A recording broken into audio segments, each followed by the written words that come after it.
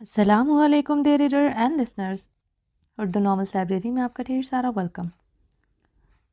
رمز عشق بائی نور آصف کی نیکسٹ ایپیسوڈ لے کر حاضر ہوئی ہوں۔ اگر آپ نے ابھی تک میرے اس چینل کو سبسکرائب نہیں کیا، جلدی سے سبسکرائب کر دیں، لائک اینڈ شیئر کریں اور اپنی رائے کامنٹ باکس میں لازمی دیجیے گا۔ ایپیسوڈ لیٹ اس وجہ سے ہو رہی ہے کہ کچھ انٹرنیٹ کا ایشو آ رہا ہے، 3-4 دن سے ہمارا نیٹ بہت مسئلہ کر رہا ہے، ویڈیو اپلوڈ ہی نہیں ہوتی ہے۔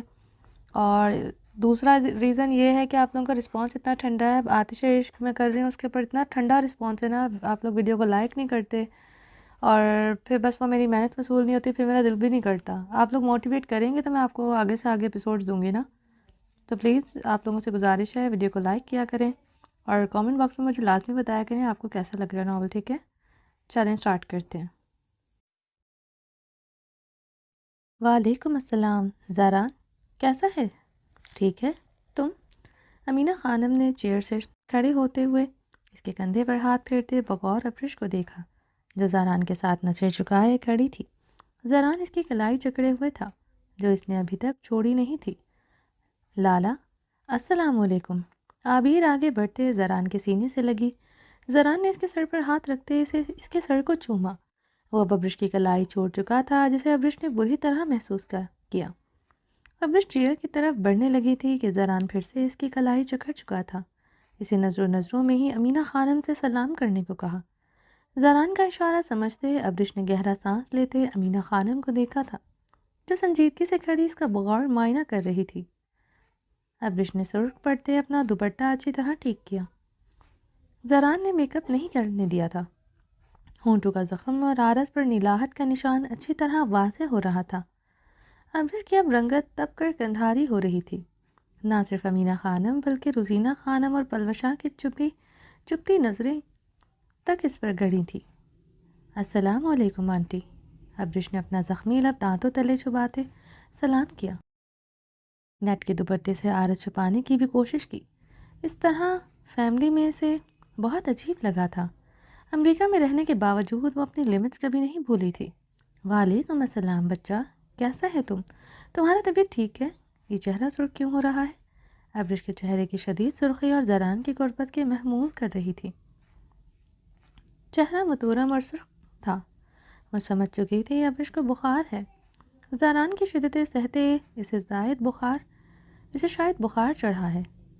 زاران اسے جس طرح گود میں اٹھائے کمرے میں لے کر جا رہا تھا، یقیناً اس نے رحم نہیں کھایا تھا اپنی بیوی پر۔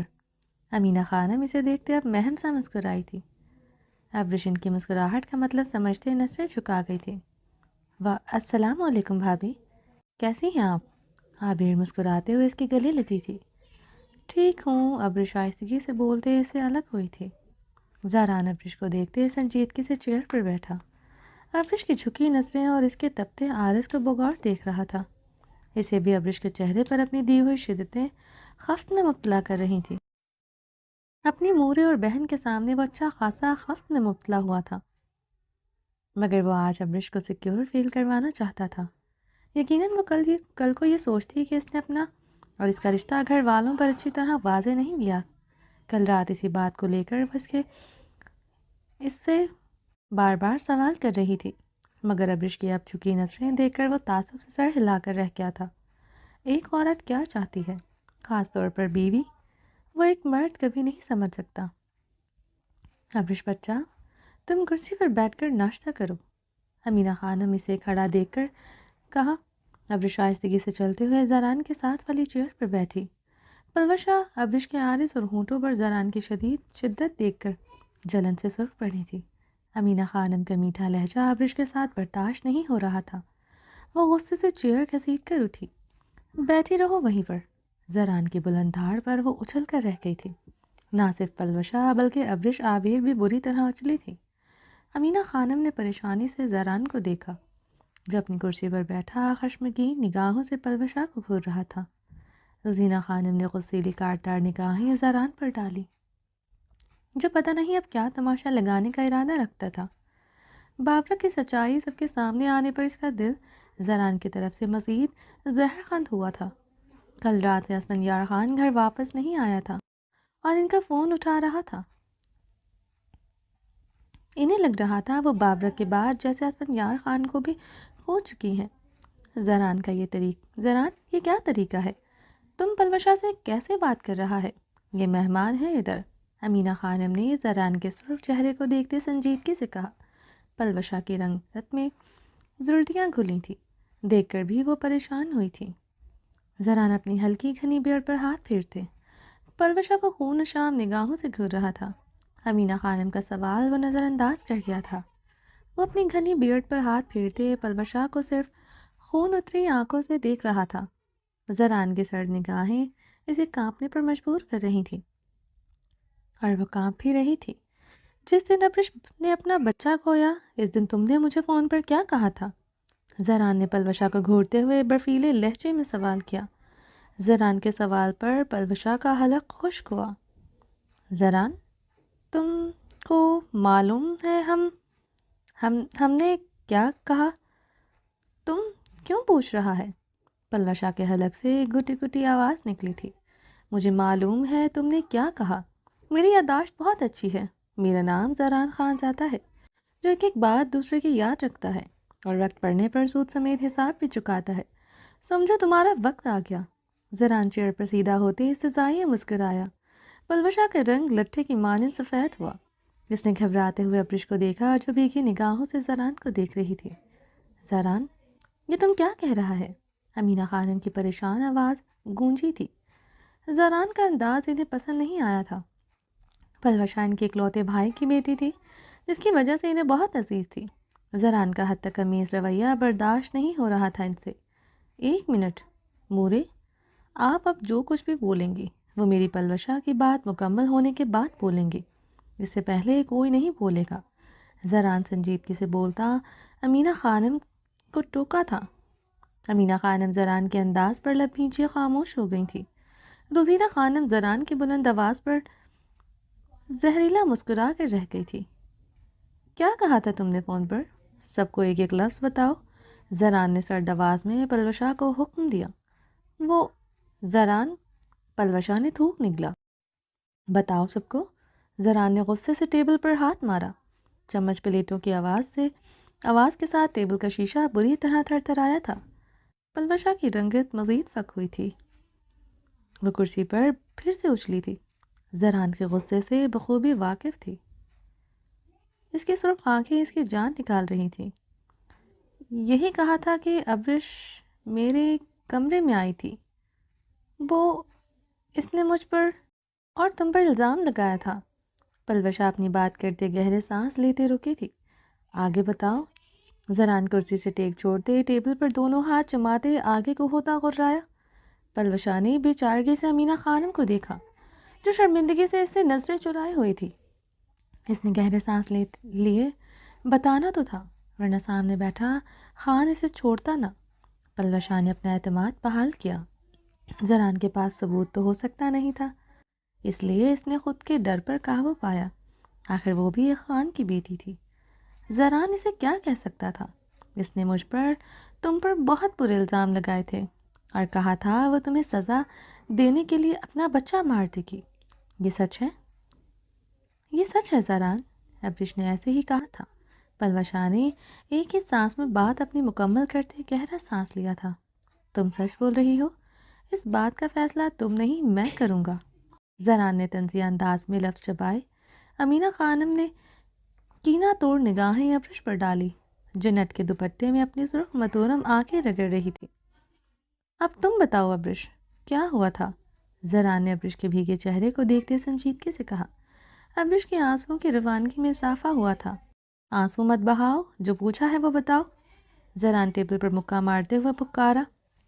ابرش نے اس کی بے یقینی سے اسے دیکھا، جسے گھورتے پلوشا کو خون شام نگاہیں گاڑ چکا تھا۔ زران کے چہرے کی رنگت میں شدید سرخیاں گھلی ہوئی تھی، آنکھوں میں لہو اترا ہوا تھا۔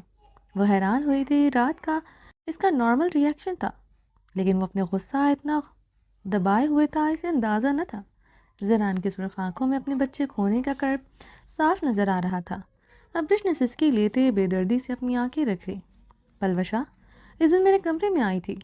اس نے مجھے کہا آنٹی آپ کا اور اس کا رشتہ پکا کر چکی ہیں۔ اس نے وہ ریکارڈنگ مجھے سنائی جس میں آنٹی نے پلوشا کے بابا سے آپ کا اور اس کا رشتے کی حامی بھری تھی۔ پلوشا نے مجھ سے کہا کہ آپ مجھے ہمارے بچے کی وجہ سے برداشت کر رہے ہیں، جیسے ہی بچہ ہوگا آپ مجھ سے میرا بچہ چھین کر اس کو دے دیں گے۔ اور جو تھپڑ آپ نے مجھے بند کمرے میں مارا تھا، پلوشا کو اس تھپڑ کے بارے میں بھی پتہ تھا۔ جب میں نے پوچھا کہ اسے کیسے پتہ، اس نے کہا کہ تھپڑ تمہیں بند کمرے میں مارا تو گونج مجھے کیسے سنائی دی، کیونکہ آپ اس سے اپنی پرسنل ہر بات بتاتے ہیں، مجھے کتنے تھپڑ مارے، مجھے کتنا ذلیل کیا، پلوشا کو ہر بات پتہ ہوتی ہے۔ ابرش نے اب زخمی شکوہ کے نہ نگاہ زران پر ڈالی تھی۔ اس کے مارے ہوئے تھپڑوں کی اذیت میں اضافہ ہوا تھا، سب کے سامنے بتانے پر اسے توہین و خفت کا احساس ہوا تھا۔ ابرش کے تھپڑوں والی بات پر امینہ خانم اور عابر نظریں چرا گئی تھی۔ پلوشا اب روتے ہوئے مسلسل سر نفی میں ہلا رہی تھی۔ خانم بھی یہ جھوٹا الزام لگا رہی ہے مجھ پر، میں نے اسے ایسا کچھ نہیں کہا۔ پلوشا سر نفی میں ہلاتے ہوئے روتے ہوئے امینہ خانم کو دیکھتے بولی، میں نے ابرش کو تھپڑ مارا تمہیں کیسے پتا چلا؟ زران نے چمچ ٹیبل پر پٹکتے ہوئے لفظ چباتے استفار کیا۔ زران ہم اپنا مورے بابا کا قسم کھاتا ہے، تم کسی کا بھی قسم لے لو، یہ آیا تھا ہمارا کمرہ میں، اس نے ہم پر اور تم پر گندا گندا الزام لگایا، اس کو ہمارا ادھر رہنا چبھتا ہے، یہ حسرت میں ہم پر جھوٹا الزام لگا رہا ہے، اس نے رات کو باورچی خانہ میں ہم کو دھمکی دیا تھا، یہ ہم کو کل تک اس حویلی سے نکال کر دم لے گا۔ پلوشا کرسی سے اٹھتے ہوئے ہچکیوں سے روتے ہوئے بولی، زران میں بھی قسم کھاتی ہوں یہ جھوٹ، تم اپنی بات کو سچا ثابت کرنے کے لیے قسم نہیں کھاؤ گے۔ زران سرد انداز میں ابرش کی بات کاٹ چکا تھا، نظریں ابھی بھی پلوشا پر تھی۔ زران پلوشا اپنا مورے بابا کا جھوٹا قسم نہیں کھا سکتا ہے، یہ بہت محبت کرتا ہے اپنے مورے بابا سے، ہم تمہارا بیوی کے خلاف نہیں ہیں، مگر ابرش تمہارا بیوی ہے، تمہیں لے کر جذباتی ہے، پلوشا کو یہاں سے نکالنے کے لیے یہ کر سکتا ہے۔ امینہ خانم کی بات پر ابرش کی آنکھوں سے گرم سیال بہا تھا۔ مورے میں آپ کی قسم کھاتا ہوں، ابرش جھوٹ نہیں بول رہی، وہ جھوٹ نہیں بولتی، اب بتائیں میں آپ کی جھوٹی قسم کھا سکتا ہوں؟ زران نے امینہ خانم کی طرف دیکھتے آئے بروج گائے، سنجیدگی سے استفار کیا۔ زران کی بات پر ابرش کی سسکیوں میں اضافہ ہوا تھا، اس نے نیٹ کے دوپٹے سے اپنی آنکھیں اور ناک رگڑی۔ زران جب تمہارا بیوی سچا ہے، تم اس بات پر مہر لگا چکا ہے، تو بیچاری پلوشا کو کٹہرے میں کیوں کھڑا کر رکھا ہے؟ اس کو سزا سناؤ تم، اور جہاں تک بات ہے تمہارا اور تمہارا بیوی کا سچا ہونے کا، کل رات تم اس بات سے بھی مکر چکا تھا کہ تمہارا بیوی حویلی سے بھاگا نہیں ہے، تم اپنا بیوی کا بچانا کے واسطے کچھ بھی کر سکتا ہے، مگر اپنا مورے کی قسم کھا سکتا ہے، یہ ہم کو معلوم نہ تھا۔ امینہ خانم تلخی سے بولتے زہر خان لہجے میں مسکرائے۔ زران نے اپنی پچھلی گردن رب کرتے کرسی سے اٹھتے ہوئے ٹیبل پر پڑا گلاس اٹھا کر دیوار پر پوری کوت سے دے مارا تھا۔ شیشے کا گلاس چکنا چور ہوا تھا، سب ہڑبڑاتے ہوئے اپنی اپنی نشستوں سے اٹھے تھے۔ آخری بار کہہ رہا ہوں، میری بیوی پر آپ کوئی بات نہیں کریں گے، ورنہ میں لحاظ نہیں کروں گا۔ زران ان کے قریب ہوتے انگشت شہادت کی انگلی اٹھائے سرد لہجے میں بولا، زران۔ اسفندیار خان کے سرد آواز پر زران اپنی مٹھیاں بھیج گیا تھا۔ اپنی حد میں رہو، رات تم حق پر تھے، میں خاموش تھا، مگر اس کا یہ مطلب نہیں کہ تم میری مورے سے اس لہجے میں بات کرو۔ اسفند نے آگے بڑھتے ہوئے رسینہ خانم کو اپنے بازوں کے حلقے میں بھرا، جو اسفند کو دیکھتے اس کے سینے میں لگے پھوٹ پھوٹ سے رو رہی تھی۔ تم ٹھیک کہہ رہے ہو، میں ان سے آئندہ ایسے بات کرنا تو دور کی بات بھی نہیں کروں گا۔ انہیں اپنے لفظوں سے سمجھا دو، میرے اور ابرش کے معاملے سے دور رہیں، یقیناً تم بھی اپنی بیوی کے متعلق کسی کے منہ سے غلط بات برداشت نہیں کرو گے۔ زران نے اسفند کو گھورتے لفظ چبائے۔ لالا، اسفندیار خان کسی کے بھی منہ سے اپنی بیوی کے لیے ہر لفظ سن بھی سکتا ہے، برداشت بھی کر سکتا ہے، اور لالا آپ مجھے آئندہ اسفندیار کی بیوی نہیں بولیں گے۔ خی بولا کرے خی، میں بیوی نہیں اسفندیار خان کا انتقام ہوں۔ آبِ تنزیہ لفظ چباتے بولی تو اسفند کی آنکھوں کی سرخی بڑھی تھی، وہ جب سے آیا تھا ایسے ہی لفظوں کی مار مار رہی تھی۔ اسفندیار خان نے مٹھیاں بھیجتے عابر پر نظر ڈالی، جو ریڈ فراک پر ریڈ نیٹ کا دوپٹہ اوڑھے سرخ لپسٹک لگائے، جو شعلہ جوالہ بنی سی کھڑی ہیزل گرے آنکھوں میں کاجل کی گہری رمق تھی۔ اسفند نظر بھر کر اس کی طرف دیکھ نہ سکا تھا، وہ اتنی خوبصورت لگ رہی تھی، وہ اپنی نظریں پھیر گیا تھا۔ امینہ خانم نے قہر آلود نظر عابر پر ڈالی، جو اسفند پر سرد انداز میں آنکھیں گاڑے ہوئے تھی۔ انہیں اپنی بیٹی کے انداز و اعتبار پسند نہیں آ رہے تھے۔ رزینہ خانم کے رونے میں اضافہ ہوا تھا۔ عابر کی باتوں پر اسفن کی خاموشی انہیں دکھ اور غصے میں مبتلا کر رہی تھی۔ عابر انہیں آج بھی اپنی بیٹی کی زندگی میں قبول نہ تھی۔ یہ صبح صبح کیا ہو رہا ہے یہاں؟ درید خان ڈائننگ روم میں داخل ہوتے بولے۔ عنایا زرتاز زہلے بھی آوازیں سنتے ڈائننگ روم میں داخل ہوئی تھی۔ السلام علیکم بابا، زران نے احتراماً کہا۔ درید خان ہکار بھرتے سلام کا جواب دیا۔ بابرا کی گندی ویڈیو دکھانے پر وہ زران سے بری طرح خفا تھے، جس نے گھر کی عورتوں کا خیال نہیں کیا تھا۔ مورے اپنا فون دے، زران نے امینہ خانم کو دیکھتے ان کا فون مانگا۔ ہمارا کمرہ میں ہوگا، جاؤ پلوشا بچہ ہمارا فون لاؤ، امینہ خانم نے پلوشا سے کہا۔ پلوشا اپنی آنکھیں دوپٹے سے رگڑتے آگے ہی بڑھی تھی کہ زران کے سرد آواز پر اسے رکنا پڑا۔ تم کہیں نہیں جاؤ گی؟ زران حلق کے بل گرجا۔ پلوشا بری طرح کانپ کر رہ گئی تھی۔ ابرش پریشانی سے زران کو دیکھ رہی تھی جو بپرا شیر بنا ہوا تھا۔ اسے اندازہ نہ تھا زران یوں سب کے سامنے یہ سب کچھ کرے گا۔ سب دوبارہ سے اس پر اور زہلے کو برا بھلا نہ کہنا شروع ہو جائیں۔ وہ پریشان ہوئی تھی، مزید اپنے کردار پر وار نہ سہ پاتی۔ درخشاں، درخشاں، زران بلند آواز میں چلایا تھا۔ جی لالا، درخشاں بھاگتی ہوئی آئی۔ مورے کا موبائل لاؤ، زران نے حکمیہ لہجے میں کہا۔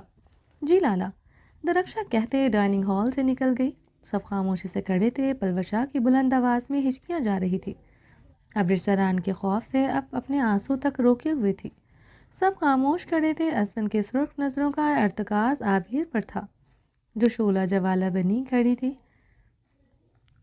اس کے سنہری بال کھلے تھے جو نٹ کے دوپٹے سے نظر آ رہے تھے۔ اس کے کھلے بال اسے کمرے سے باہر پسند نہیں تھے۔ وہ اسے سختی سے منع بھی کر چکا تھا۔ وہ اس بات کا خیال بھی رکھتی تھی، مگر آج وہ کھلے بالوں کے ساتھ نیٹ کا دوپٹہ اوڑھے ہوئے تھی، جس کا ہونا نہ ہونا برابر تھا۔ اسفن ہر نظریں اس پر گاڑے ہوئے تھا۔ وہ اتنا تیار کیوں تھی وہ سمجھ نہیں پا رہا تھا۔ درخشاں نے امینہ خانم کا فون ان کے کمرے سے لا کر زران کو پکڑایا۔ زران نے فون ریکارڈنگ آن کیا، جس میں امینہ خانم اور پلوشا کے بابا کی بات چیت تھی، جس میں وہ اس کی اور پلوشا کی بات طے کر رہی تھی۔ امینہ خانم نے پریشانی سے پلوشا کو دیکھا۔ سب حیرانگی سے امینہ خانم کو دیکھ رہے تھے، جو فون پر پلوشا اور زران کی بات طے کر رہی تھی۔ درید خان نے بھی غصے سے امینہ خانم کو گھورا تھا۔ وہ ابرش کے ہوتے کیسے پلوشا اور زران کی بات طے کر سکتی تھی؟ زہلے نے گہرا سانس لیتے امینہ خانم کو شکوہ کے نگاہوں سے دیکھا، جن کی بیٹی پر اپنا اتنا بڑا ظلم کرنے کا ارادہ رکھتی تھی۔ مورے، اس فون میں صرف یہی فون کال ریکارڈ ہے اور کسی کے کال کی ریکارڈنگ موجود نہیں۔ اس کا مطلب یہ ہوا کہ پلوشا نے خاص طور پر اس دن آپ کی کال کی ریکارڈنگ کی تھی۔ زران، یہ غلطی سے ہو گئی ہوگی، ہم نے نہیں کیا، پلوشا روتے ہوئے بولی۔ اچھا، غلطی سے ہو گئی؟ صرف ایک یہی کال؟ زران تنزیہ مسکرایا۔ میں بتاتا ہوں پلوشا، تم باربینا کے ساتھ ملی ہوئی تھی، تم نے ہی عنایا کو اغوا کروایا تھا۔ تم ہماری حویلی کی ہر خبر اس بہرزاد اور زعیم تک پہنچاتی رہی۔ زران بلند آواز میں دھاڑا تھا۔ پلوشا کی تھر تھراہٹ میں اضافہ ہوا تھا۔ سب حیران پریشان ہوئے تھے۔ یہ بات بہت بڑی تھی جو زران کہہ رہا تھا۔ یہ کیا کہہ رہا ہے تم؟ گھر کا بچی پر ایسا الزام لگا رہا ہے؟ ہمارا حویلی کا بچی ایسا نہیں ہو سکتا۔ درید خان غصے سے بولے۔ بابا، میں بالکل ٹھیک کہہ رہا ہوں، میرے پاس ثبوت ہیں، یہ باربینا کے ساتھ ملی ہوئی تھی۔ تم بھی تو یہ ہر وقت میرے کمرے کے باہر کھڑی رہتی تھی۔ اس نے ہر خبر بہرزاد تک پہنچائی۔ باربینا کو تو میں نے سخت سزا دی ہے، اس کی زبان کاٹتی تھی۔ اب پلوشا کو اس سے بھی سخت سزا دوں گا، اس کی زبان آنکھیں نکال دوں گا۔ اس نے میری عزت سے کھلواڑ کیا، اس نے یہ گھٹیا حرکت کی، اس کی سزا باربینا سے بھی زیادہ سخت ہوگی۔ زران غصے سے گرجا۔ پلوشا زران اور اس کی گرج پر بے ہوش ہونے کو تھی۔ نہیں زران، ہم نے یہ سب نہیں کیا، پلوشا تھر تھر کانپتے ہوئے بولی۔ تم نے ہی یہ سب کیا ہے، ورنہ باربینا کے لیے یہ آسان نہیں تھا۔ بہرزاد کو موت کے گھاٹ اتارا، اب تمہاری باری۔ تم مجھے اچھی طرح جانتی ہو میں تمہارے ساتھ کتنا برا سلوک کروں گا۔ زران اس کے مقابل آتے غصے سے پکارا۔ زران، میں نے صرف ابرش سے اس دن یہ سب جھوٹ بولا تھا، کیونکہ ہم چاہتا تھا ابرش کا بچہ ضائع ہو جائے، ہم صرف تمہیں پانا چاہتا تھا، اس لیے ہم نے یہ سب کیا۔ تم نے اسے تھپڑ مارا، ہم نے تمہارا کمرہ کا دروازے سے باہر یہ سب سنا۔ ہم نے باربینا کا ساتھ نہیں دیا. ہم اپنا مورے بابا کا قسم کھاتا ہے, ہم نے باربینا کا ساتھ نہیں دیا. ہم کو تو آج سے پہلے پتہ بھی نہیں تھا باربینا نے یہ سب کیا. پلوشا چہرہ ہاتھوں میں چھپائے پھوٹ پھوٹ کر روتی تھی. ڈائننگ ہال میں موت کا سناٹا چھایا, ایک پل کے لیے چھایا تھا. سب خاموش کھڑے تھے. ڈائننگ ہال میں پلوشا اور ابرش کے رونے کی صرف آواز سنائی دے رہی تھی. زران نے اسی لمحے پوری قوت سے پلوشا کے گال پر زناٹے دار تھپڑ جڑ دیا. پلوشا اپنے تھر تھرائے وجود پر بمشکل قابو پائے گال پر ہاتھ رکھے نسلیں جھکائے بری طرح سے سک پڑی تھی. زنان کے تھپڑ پر حلق میں خون اترا تھا. اس نے پوری فورس لگائی تھی تھپڑ مارتے ہوئے. پلوشا آپ سن دماغ کے ساتھ کھڑی نظریں جھکائے. باقی سب خاموش سکتے کے عالم میں کھڑے تھے. امینہ خانم نظریں جھکائے کھڑی کرسی کے پشت پر ہاتھ سختی سے جمائے ہوئی تھی. میرے بچے کو مارنے کی کوشش کی تم نے, زران خان زادہ کے بچے کو. جی کر رہا ہے تمہیں زندہ زمین میں کاٹ دوں, مگر دکھ اس بات کا بھی ہے قصور صرف تمہارا نہیں, میرا اور کسی اور کا بھی تھا. زران نے ابرش پر اپنی سرٹ نثریں کاڑی. ابرش روتے ہوئے نثریں چکا گئی. اگر تم باربینا سے ملی ہوتی مجھے اس بات کا ذرا سا بھی شک ہوتا. تمہیں گولیوں سے بھون کر تمہاری قبر اس حویلی میں بنا دیتا, کسی کو خبر بھی نہ ہوتی. ابرش میری عزت ہے, اور میری عزت, میری عورت کی عزت کے ساتھ ساتھ کھلواڑ کرنے والی کی سزا موت سے بڑھ کر ہے. باربینا کی زبان چاقو سے میں نے خود کاٹی تھی. تمہاری سزا تو اس سے بدتر ہوتی. تمہارے منہ سے یہ سچائی نکلوانے کے لیے میں نے یہ جھوٹ بولا. زران حلق کے بل تھاڑا تھا. عنایا نے خشک لبوں پر زبان پھیرتے ابرش کو دیکھا. ابرش پر اسے ترس آیا تھا جو خان کے ہتھے چڑھ گئی تھی. زران کی سرخ آنکھیں دیکھتے وہ پکا ارادہ کر چکی تھی. وہ کنواری مر جائے گی, کسی خان سے شادی نہیں کرے گی. پہلی بار اپنی بہن پر ترس آیا تھا. مورے, یہ نتیجہ ہوا آپ کے پلوشا کو یہاں رکھنے کا. میں نے صاف لفظوں میں منع کیا تھا آپ کو یہاں پر پلوشا کو یہاں سے رخصت کریں, مگر آپ نہیں مانی. آپ کی ضد کی وجہ سے مجھے بہت بڑا نقصان اٹھانا پڑا. زران نے امینہ خانم کو دیکھتے سنجیدگی سے کہا. امینہ خانم نے شرمندگی سے نظریں پھیر گئی تھی. انہیں اپنی غلطی کا احساس شدت سے ہوا تھا. وہ خود کو زران اور ابرش کا قصوروار سمجھ رہی تھی. مورے میں اسلام آباد جا رہا ہوں, واپسی پر اس کا گندا وجود مجھے یہاں نہ ملے. بلائیں اس کے بابا کو اور اس کے کرتوت بتا کر اس کو عزت سے رخصت کریں. زران غصے سے بولتا وہاں سے واک آؤٹ کر گیا تھا. عابر, جاؤ اسفند کے لیے اچھا سا ناشتہ بتاؤ. امینہ خانم نے اسفند یار کو عابر پر نگاہیں کاڑے دیکھ کر عابر کو سرد لہجے میں حکم دیا. مورے, اسفند یار خان نے اپنی آدھی عمر امریکہ میں گزاری ہے, تو کیا اسفند یار خان نے اپنی آدھی عمر بھوکی گزار دی ہے؟ عابر نے ٹہلتے ہوئے بہرام کو سینے میں بھیجتے تنزیہ کہا تھا. امینہ خانم پلوشا کے کمرے میں داخل ہوئیں تو پلوشا روتے ہوئے امینہ خانم کی طرف بڑھی تھی. خانم بھی, ہم نے صرف یہ سب زران کو پانے کے لیے کیا. اس کی بات ابھی منہ میں ہی تھی کہ امینہ خانم کا ہاتھ اس کا سجا ہوا گال مزید سجا چکا تھا. تم نے ہمارا اعتبار, ہمارا بیٹا کا بچہ مارا, اسے اتنا تکلیف دیا. تم انتہا کا گھٹیا عورت ہے. ہم نے بڑا مان سے زران سے کہا تھا ہمارا پلوشا تم کو خوش رکھے گا, تم کو سکون دے گا. تم جیسا عورت جو اس کا بچہ چھین لے, وہ کیسے کسی بھی مرد کو خوش رکھ سکتا ہے؟ ارے وہ امریکہ سے آیا ہوا لڑکی میں شرم و حیا ہے, مگر تم جو پٹھان فیملی سے ہے اس میں شرم و حیا کا نام نہیں. امینہ خانم پھکاری تھی. آپ مجھ پر الزام نہیں لگا سکتی خانم بھی. آپ نے ہم کو جو سپنا دکھایا ہے اس کا حقیقت میں ڈھالنے کا واسطے ہم نے یہ سب کیا. کیا کرتا ہم؟ زران ہماری طرف دیکھتا بھی نہیں تھا. وہ بچہ ہو جاتا ہے, ہم اس کو کھو دیتا. زران کو کھونے کا ڈر سے کیا ہم نے. پلوشا اپنے گال پر ہاتھ رکھے روتے ہوئے بولی. تم ہمارا بابا سب اس میں برابر کا قصوروار ہے. ہم کو پہلے دن ہی اس حد تک لے کر نہیں جانا تھا. زران کا شادی کا بعد ہم نے صبر کر لیا تھا, مگر تم نے اور بابا نے یہ سب کیا. اس سب میں تم سب کا برابر کا قصوروار ہے. ہمارا دل پر زخم لگانے والا تم لوگ ہے. تم لوگ تم بھی اپنا پوتا پوتی کا قتل میں برابر شریک ہے، پھر سزا ہم کو ہی کیوں ملا؟ پلوشا بدحواس ہو سے چیخی۔ ہم نے بھی سزا بھگت لیا ہے، ہم اپنا بیٹا کے سامنے نظر اٹھانا کے قابل نہیں رہا۔ ہمارا زندگی کا سب سے بڑا غلطی ہے تمہیں یہاں رکھنا۔ تمہارا بابا کو سب کچھ بتا دیا ہے، اس نے اپنا دوست کے ہاں تمہارا رشتہ طے کر دیا ہے، وہ آ رہا ہے تمہیں لینے۔ اپنا سامان باندھو اور جاؤ، یہاں سے دفع ہو جاؤ۔ امینہ خانم غصے سے کہتے چلی گئی تھی، تم پر ہمارا بابا پر اللہ کا عذاب نازل ہوگا، تم سب کو برابر کا قصوروار ہے۔ ہمارا 18 سال کا معصوم دل کا ساتھ کھلواڑ کیا، تم سب اس میں برابر کے قصوروار ہے۔ سزا صرف ہم کو کیوں؟ کیسے ہم سے پوچھے بغیر رشتہ طے کر دیا؟ کیسے یہ کر سکتا ہے تم لوگ؟ پلوشا بیڈ پر گرتے ہوئے ہچکیوں سے رونے لگی۔ عابر بلیک چنوٹوں والی پٹھانی فراک میں ملبوس تھی، جس پر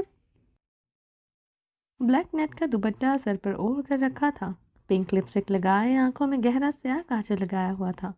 وہ لاؤنج میں صوفے پر بیٹھی ہوئی تھی، گود میں بہرام کو اٹھائے ہوئے تھی۔ سامنے صوفے پر روزینہ خانم اور امینہ خانم بیٹھی تھی۔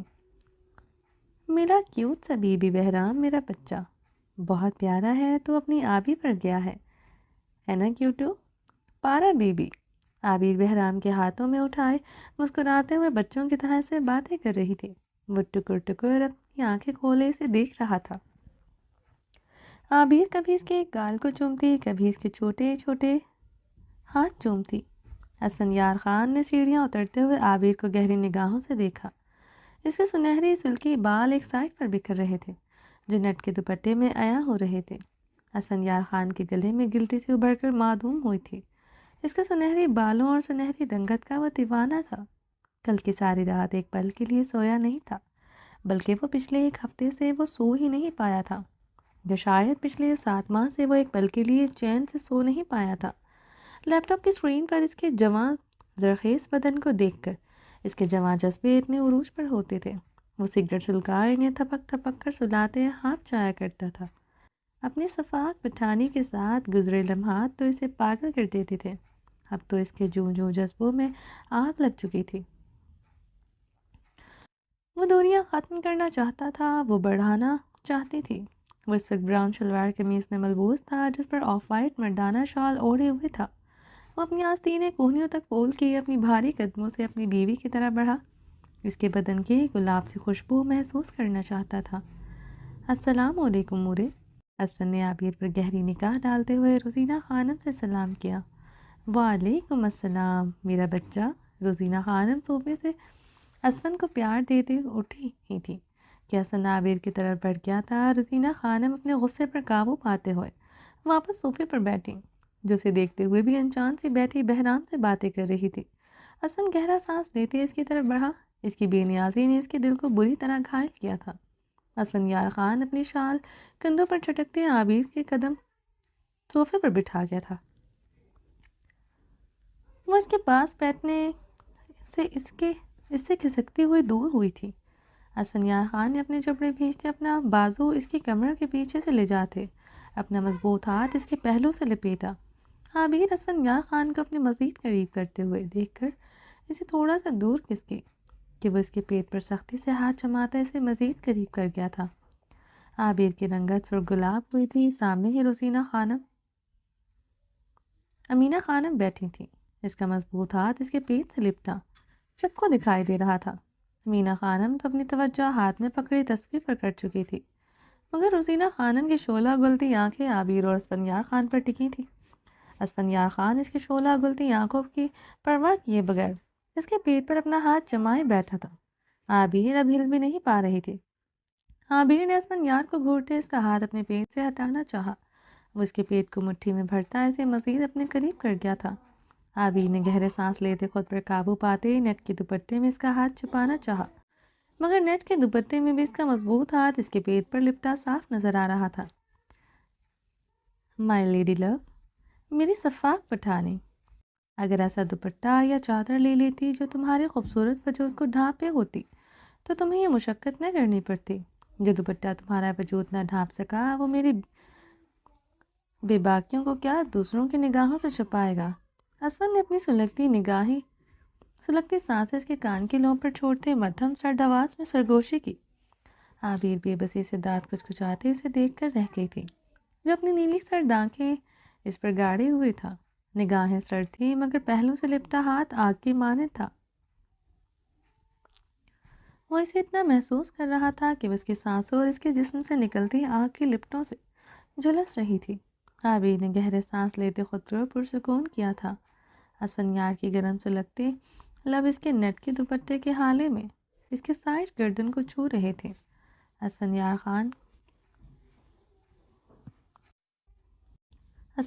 خان کی اتنی بے باکی پر وہ شرم سے پانی پانی ہوئی تھی، ہتھیلیاں پسینے سے بھیگی تھی۔ وہ سب کے سامنے اتنی بے باکی کیوں دکھا رہا تھا؟ وہ سمجھ گئی تھی، وہ اسے انڈائریکٹلی وارن کر رہا تھا کہ وہ آئندہ نیٹ کا دوپٹہ نہ لے۔ وہ اسے نیٹ کے دوپٹے میں برداشت نہیں کر سکا تھا۔ عابر اپنے چہرے کی سرخی پر قابو پاتے ہوئے بہرام کی طرف متوجہ ہوئی، جب اس کی گود میں ہلکا ہلکا کسمسانے لگا تھا۔ وہ شاید اس کی توجہ چاہ رہا تھا۔ عابر نے اسے اپنے بازو میں اٹھائے اسے ہلکا ہلکا ہلانے کی کوشش کی۔ وہ مزید رونے لگا تھا۔ بہرام میرا بیبی کیوں رو رہے ہو؟ عابر کی جان خاموش۔ عابر نے اسے ہلاتے ہوئے اسے چپ کروانے کی کوشش کی۔ وہ گلا پھاڑ کر اب رونے لگا تھا۔ چلیں جی، باقی کا نیکسٹ ایپیسوڈ میں کنٹینیو کریں گے۔ آئی نو یہ ایپیسوڈ بہت شارٹ ہے، آپ لوگوں کو وہ ہضم نہیں ہوگی، پلیز اس کو ہضم کر لیں تو بہتر ہوگا۔ صبح انشاءاللہ میں کوشش کروں گی کہ آپ لوگوں کو لانگ ایپیسوڈ دے دوں۔ اب مجھے نہیں پتہ یہ اپلوڈ ہوگی یا نہیں ہوگی، پتہ ہی نہیں کیا چل رہا ہے، نیٹ کے ایشو چل رہے ہیں، 3 دن ہو گئے ہو جاتے ہیں، نیٹ وغیرہ بند ہوتا ہے، پتہ نہیں پیکیج ویکیج لگا کے پھر کہیں جا کے ہم لوگ ویڈیو اپلوڈ کر رہے ہیں۔ دعا کریں کہ یہ نیٹ کا مسئلہ حل ہو جائے تو پھر انشاءاللہ ریگولر ایپیسوڈز وغیرہ دیں گے۔ چینل کو سبسکرائب نہیں کیا جلدی سے سبسکرائب کر دیں، لائک اینڈ شیئر کریں اور اپنی رائے کامنٹ باکس میں لازمی دیجیے گا، اور ویڈیو کو زیادہ سے زیادہ لائک کریں تاکہ میں نیکسٹ ایپیسوڈ آپ لوگوں کو صبح انشاءاللہ جلدی دے دوں، ٹھیک ہے، 12 بجے تک۔ اپنا ڈھیر سارا خیال رکھیے گا، دعاؤں میں یاد رکھیے گا۔ اللہ حافظ۔